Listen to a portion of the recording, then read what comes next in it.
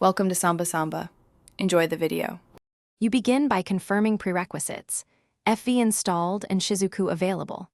First, enable developer options and connect your device via USB or Wi-Fi ADB. Next, run the Shizuku Start command from your desktop so the service can accept elevated requests. This gives FV the bridge to perform privileged file ops. Once Shizuku reports active, open FV and grant its runtime Shizuku permission when prompted. That handshake is the only way FV will get the elevated access it needs.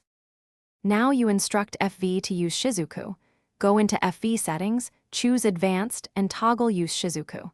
When the Shizuku authorization dialog appears, tap Accept so FV receives the elevated token. This is how FV escalates file operations safely without root. Once authorized, FV will show connection status. Verify it. Then perform a small test.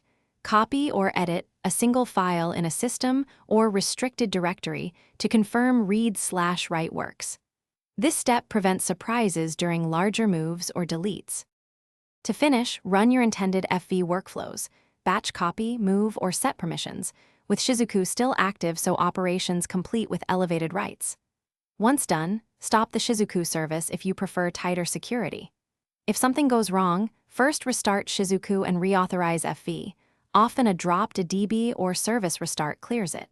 If issues persist, reboot the device and rerun the ADB start command. Always keep backups and confirm file checksums after critical edits to ensure nothing corrupted during elevated change.